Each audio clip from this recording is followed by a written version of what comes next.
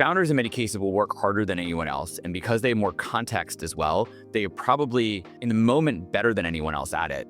The problem, of course, they're also not as focused because you're spread incredibly thin. I mean, this is once again, like our head of go-to-market recently parted ways with him, and I'm sort of stepping in to figure out what's going on. I want my team to step in and do these things, and they sort of haven't. And this is a bit of a frustration that I have right now. But but I'm like, guys, like you own different parts of like the go-to-market function. You are better at this than I am. I don't have the time to focus on it. So like, please make some decisions. And it's hopefully forcing them to do that. How do founders get good at this? Because it's still, I think, really difficult for someone to step back and just say, yeah, like, I'm not going to do it. And then they either just let it. What happens if they start failing? Like, what if that function just sinks? Yeah, so that you're exactly right. I mean, I think number one, I am actually a pretty big believer in, a couple things. One is forcing functions. A forcing function like that, like you make a decision, put it on the calendar, and like it's black and white, like the next day it changes. And a forcing function will uncover very quickly, often, performance, good and bad. And so there will be individuals and people that when there's a forcing function like that like take the reins, make decisions, step up, perform at a higher level, they're aligned, they're doing great. And there'll be other people that like, freeze like a deer in the headlights or whatever, right? They just are like, I don't know what to do. Where's Adam? How do I make a decision?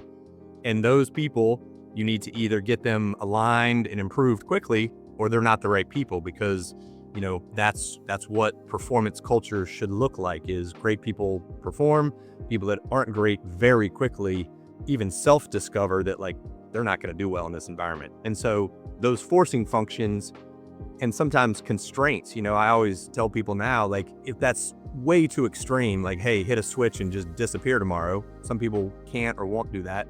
Then just start on, Friday and make it Friday at noon. The calendar's blocked from noon on. You're not available. You're not reachable. People learn that. And then start moving it to 11 and then make it 9 a.m. Friday and then make it Thursday afternoon. And you just start like putting constraints around time if you can't do a hard black and white reset. And it works. It's just slower.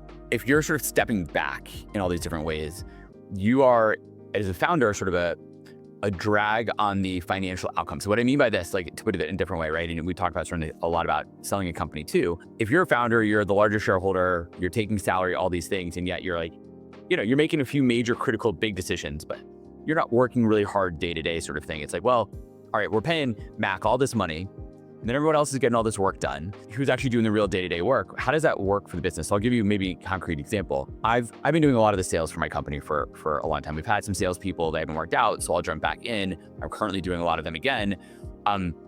Because I don't take commission, arguably like that's like makes our numbers look really good for the company, right? How does that like trade off work though when I start stepping back? Like, hey, look, I'm not doing this anymore. We have other people who are going to do this role. They'll probably do it better. Like, I hope they will be way better and we'll actually get better sales. How does that trade off work though? Because I'm sort of the highest paid employee, but I'm also the hardest working one and probably the best producer. And if I step back and keep my salary, but stop producing a lot less, what does that mean for the overall financials of the business? Yeah, I mean, there are a couple of, hats that most founders wear. Sometimes it's founder, largest shareholder, owner, and CEO or key employee or VP of sales or whatever the is. And over time, those roles might in fact shift and you basically move from VP of sales or head of sales or, the number one producer to your ownership role. And then your compensation probably shouldn't be salary. It should be distributions or profits, right?